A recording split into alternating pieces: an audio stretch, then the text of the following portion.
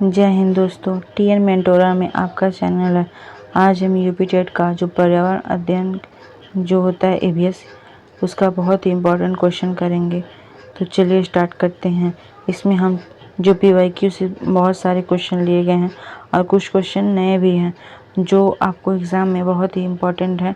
आपको एग्ज़ाम में सीधे सीधे देखने को मिलेगा और आपके लिए हेल्पफुल भी होगा अन्य एग्ज़ाम में भी। तो चलिए स्टार्ट करते हैं। हमारा पहला क्वेश्चन है कि जो अम्लीय वर्षा एसिड रेन होता है उसका मुख्य कारण क्या है। तो अम्लीय वर्षा का मुख्य कारण सल्फ्यूरिक एसिड और नाइट्रोजन ऑक्साइड है। इसका ऑप्शन नंबर बी सही हो जाएगा। अगला प्रश्न कह रहा है कि सामान्य वर्षा का पीएच मान कितना होता है। तो सामान्य वर्षा का पीएच मान 5.6 होता है। इसका ऑप्शन नंबर सी सही हो जाएगा। अगला प्रश्न है कि WWF का पूर्ण रूप क्या है। तो WWF का पूर्ण रूप वर्ल्ड वाइड फंड है। इसका ऑप्शन नंबर सी सही हो जाएगा। अगला प्रश्न है कि फूलों की घाटी भारत के किस राज्य में स्थित है। तो फूलों की घाटी भारत के उत्तराखंड राज्य में स्थित है। इसका ऑप्शन नंबर डी सही हो जाएगा। अगला प्रश्न है कि भारत में प्रदूषण के मापन से संबंधित मुख्य एजेंसी कौन सी है। तो जो प्रदूषण मापन से संबंधित मुख्य एजेंसी है उसे केंद्रीय प्रदूषण नियंत्रण बोर्ड के नाम से जाना जाता है। इसका ऑप्शन नंबर बी सही हो जाएगा। अगला प्रश्न कह रहा है कि कोटोपैक्सी एक सक्रिय ज्वालामुखी है, ये कहाँ है। तो जो कोटोपैक्सी जो सक्रिय ज्वालामुखी है यह एंडीज पर्वत इक्वाडोर में स्थित है। इसका ऑप्शन नंबर सी सही हो जाएगा। अगला प्रश्न कह रहा है कि तिब्बत को सांगपो नदी को भारत में किस नाम से जाना जाता है। तो जो तिब्बत की जो सांगपो नदी है भारत में ब्रह्मपुत्र नदी के नाम से जाना जाता है। इसका ऑप्शन नंबर सी सही हो जाएगा। अगला प्रश्न कह रहा है कि बायोमैग्निफिकेशन का क्या अर्थ है। तो बायोमैग्निफिकेशन का अर्थ है कि समय के साथ ऊतक में विषैले पदार्थों की बढ़ती सांद्रता, जो समय के साथ ऊतक में विषैले पदार्थों की बढ़ती सांद्रता होती है उसे बायोमैग्निफिकेशन कहते हैं। इसका ऑप्शन नंबर सी सही हो जाएगा। अगला प्रश्न कह रहा है कि निम्नलिखित में कौन सा जैव मंडल का घटक नहीं है। तो इसमें जैव मंडल का घटक कवक नहीं होता है। इसका ऑप्शन नंबर बी सही हो जाएगा। अगला प्रश्न कह रहा है कि ग्रीन पीस इंटरनेशनल का मुख्यालय कहाँ स्थित है। तो जो ग्रीन पीस इंटरनेशनल है उसका मुख्यालय एम्स्टर्डम में स्थित है। इसका ऑप्शन नंबर सी सही हो जाएगा। अगला प्रश्न कह रहा है कि भारत के किस राज्य में आर्सेनिक द्वारा जल प्रदूषण सर्वाधिक है। तो पश्चिम बंगाल में आर्सेनिक द्वारा जल प्रदूषण सर्वाधिक होता है। इसका ऑप्शन नंबर डी सही हो जाएगा। अगला प्रश्न कह रहा है कि मकर रेखा की भौगोलिक स्थिति क्या है। तो मकर रेखा की जो भौगोलिक स्थिति है वह 23.5 डिग्री साउथ यानी कि दक्षिण में है। इसका ऑप्शन नंबर बी सही हो जाएगा। ये सारे के सारे बहुत ही मोस्ट इम्पॉर्टेंट क्वेश्चन है, आपको एग्ज़ाम में बहुत ही हेल्पफुल करेगा। अगला प्रश्न है कि इकोसिस्टम शब्द का प्रयोग सर्वप्रथम किसने किया था। तो जो इकोसिस्टम जो शब्द है इसका प्रयोग सर्वप्रथम एजी टांसलर ने किया था। इसका ऑप्शन नंबर बी सही हो जाएगा। 1935 में इन्होंने किया था। अगला प्रश्न है कि वायुमंडल में कौन सी परत पृथ्वी के सबसे नज़दीक है। तो वायुमंडल में सबसे जो नज़दीक है पृथ्वी के वह क्षोभ मंडल है। इसका ऑप्शन नंबर बी सही हो जाएगा। अगला प्रश्न कह रहा है कि भारतीय संसद द्वारा जैव विविधता अधिनियम में यानी कि बायोडाइवर्सिटी एक्ट कब पारित किया गया था। तो बायोडाइवर्सिटी एक्ट 11 दिसंबर 2002 को पारित किया गया था। इसका ऑप्शन नंबर सी सही हो जाएगा। अगला प्रश्न है कि भारत में वन्य जीव सुरक्षा अधिनियम वाइल्ड लाइफ प्रोटेक्शन एक्ट किस वर्ष पारित किया गया था। तो जो वाइल्ड लाइफ प्रोटेक्शन एक्ट है यह 1972 में पारित किया गया था। इसका ऑप्शन नंबर बी सही हो जाएगा। अगला प्रश्न है कि सौर विकिरण की वह कौन सी जो मात्रा सौर विकिरण की वह मात्रा जो वायुमंडल को गर्म करती है क्या कहलाता है? तो जो सौरमंडल का जो सूर्य ताप होता है यह वायुमंडल को गर्म करके रखती है। इसका ऑप्शन नंबर बी सही हो जाएगा। अगला प्रश्न है कि भारतीय संविधान में मौलिक कर्तव्य यानी कि फंडामेंटल ड्यूटीज किस देश से लिया गया है? तो जो फंडामेंटल ड्यूटी यानी कि मौलिक कर्तव्य है यह रूस से लिया गया है। इसका ऑप्शन नंबर सी सही हो जाएगा। अगला प्रश्न कह रहा है कि शांत घाटी जो साइलेंट वैली है जो अपनी जैव विविधता के लिए प्रसिद्ध है कहाँ स्थित है? तो जो शांत वैली है जो साइलेंट वैली है यह केरल में स्थित है। इसका ऑप्शन नंबर ए सही हो जाएगा। अगला प्रश्न है एलपीजी के संदर्भ में कौन सी गैस गंध है के लिए मिलाई जाती है? तो एलपीजी के संदर्भ में जो गैस में गंध मिलाया जाता है उसे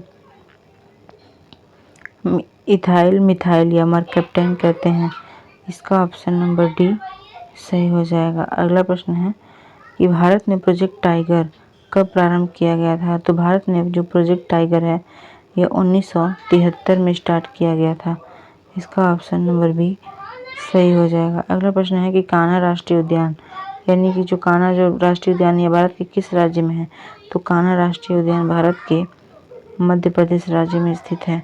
इसका ऑप्शन नंबर सी सही हो जाएगा। ये मोस्ट इम्पॉर्टेंट क्वेश्चन है, ये सारे क्वेश्चन बार बार रिपीटेड होते हैं। अगला प्रश्न कह रहा है कि लखनऊ समझौता के दौरान किन दो पक्षों के मध्य हुआ था? जो समझौता हुआ था किन दो पक्षों के मध्य हुआ था? तो यह कांग्रेस और मुस्लिम लीग के बीच समझौता हुआ था। इसका ऑप्शन नंबर सी सही हो जाएगा। अगला प्रश्न कह रहा है कि जंगली गधों का अभयारण्य कहाँ स्थित है? तो जंगली गधों का अभयारण्य गुजरात में स्थित है। इसका ऑप्शन नंबर डी सही हो जाएगा। ये जो जंगली गधे हैं ये नया क्वेश्चन भी है और इम्पोर्टेंट भी है, ये एग्जाम में आपको देखने को जरूर मिलेगा। अगला प्रश्न है कि प्राचीन सामग्रियों की आयु मापन के लिए किस विधि का प्रयोग किया जाता है? तो प्राचीन सामग्रियों की आयु मापन के लिए कार्बन डेटिंग का प्रयोग किया जाता है। इसका ऑप्शन नंबर बी सही हो जाएगा। अगला प्रश्न कह रहा है कि संविधान सभा ने राष्ट्रीय गान को कब अपनाया था? तो संविधान सभा ने राष्ट्रीय गान को 24 जनवरी 1950 को अपनाया था। इसका ऑप्शन नंबर बी सही हो जाएगा। अगला प्रश्न कह रहा है कि WWF की स्थापना कब हुई थी और इसका मुख्यालय कहाँ है? तो WWF जो एफ है इसकी स्थापना 1961 स्विट्जरलैंड में किया गया था। इसका ऑप्शन नंबर बी सही हो जाएगा। अगला प्रश्न कह रहा है कि युथांग घाटी भारत के किस राज्य में है?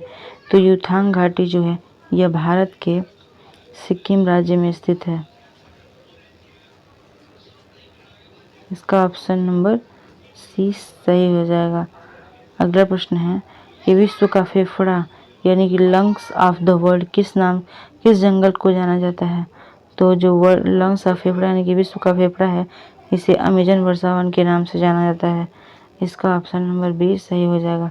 अगला प्रश्न है कि रिंग्स ऑफ फायर का संबंध किस महासागर से है? तो रिंग्स ऑफ फायर प्रशांत महासागर से संबंधित है। इसका ऑप्शन नंबर सी सही हो जाएगा।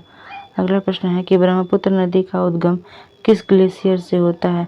तो ब्रह्मपुत्र नदी का उद्गम चोमुलंगमा यानी कि चोमायुंगडू से होता है। इसका ऑप्शन नंबर सी सही हो जाएगा। अगला प्रश्न है कि विश्व का सबसे बड़ा नदी द्वीप यानी कि रिवर आइलैंड कौन सा है? तो विश्व का सबसे बड़ा नदी द्वीप माजुली द्वीप है जो असम में ब्रह्मपुत्र नदी पर स्थित है। इसका ऑप्शन नंबर बी सही हो जाएगा। अगला प्रश्न है कि इकोलॉजी या पारिस्थितिकी शब्द के जन्मदाता कौन है? तो इकोलॉजी या पारिस्थितिकी शब्द के जन्मदाता एजी टैंसले हैं। इसका ऑप्शन नंबर नहीं, इकोलॉजी यानी पारिस्थितिकी शब्द का जो जन्मदाता है ये अर्नेस्ट हैक्कल है। इसका ऑप्शन नंबर बी सही हो जाएगा। अगला प्रश्न है कि ओजोन मंडल जो होता है यह किस परत में पाई जाती है? तो ओजोन मंडल समताप मंडल में पाया जाता है। इसका ऑप्शन नंबर बी सही हो जाएगा। ये क्वेश्चन रिपीटेड हो रहा है बार बार। अगला प्रश्न है कि वायुमंडल की सबसे ठंडी परत कौन सी है जहां तापमान -100 डिग्री तक पहुंच जाता है। तो वायुमंडल की जो सबसे ठंडी जो होती है परत होती है वह मध्य मंडल होती है, की ऊपरी सीमा होती है जहां पर ये -100 डिग्री सेल्सियस तक पहुंच जाता है। यह मध्य मंडल की ऊपरी सीमा है, लगभग 80 किलोमीटर ऊंचाई पर स्थित है। इसका ऑप्शन नंबर सी सही हो जाएगा। अगला प्रश्न है कि भारत में हरित क्रांति के जनक कौन है। तो भारत में हरित क्रांति के जनक एम.एस. स्वामीनाथन है। इसका ऑप्शन नंबर बी सही हो जाएगा। अगला प्रश्न है कि किस संविधान संशोधन द्वारा पर्यावरण संरक्षण को मौलिक कर्तव्य अनुच्छेद 51 AG में जोड़ा गया है। तो 42वां संविधान संशोधन 1976 से पर्यावरण संरक्षण को मौलिक कर्तव्य का अनुच्छेद 51 1G के तहत जोड़ा गया है। इसका ऑप्शन नंबर बी सही हो जाएगा। अगला प्रश्न है कि भारतीय संविधान में आपातकाल यानी कि इमरजेंसी जो है इसका प्रावधान किस देश से लिया गया है। तो आपातकाल का प्रावधान जर्मनी से लिया गया है। इसका ऑप्शन नंबर सी सही हो जाएगा। अगला प्रश्न कह रहा है कि शांत घाटी आंदोलन 1973 में जो हुआ था इसकी शुरुआत किसने की थी। तो शांत घाटी आंदोलन की शुरुआत सुगाथा कुमारी ने किया था। इसका ऑप्शन नंबर बी सही हो जाएगा। अगला प्रश्न कह रहा है कि धान की खेती और जुगाली करने वाले पशुओं के मुख में कौन सी गैस निकलती है। तो जो जुगाली करते हैं जानवर और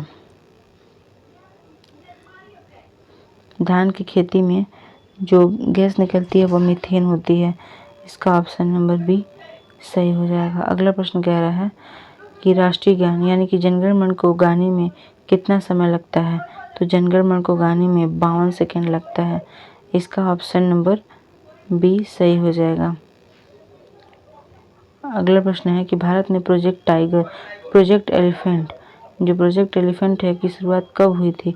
तो प्रोजेक्ट एलिफेंट की शुरुआत 1992 में हुआ था। इसका ऑप्शन नंबर बी सही हो जाएगा। अगला प्रश्न है कि बर्ड मैन ऑफ इंडिया किसे कहा जाता है। तो bird man of India Salim Ali को कहा जाता है। इसका ऑप्शन नंबर बी सही हो जाएगा।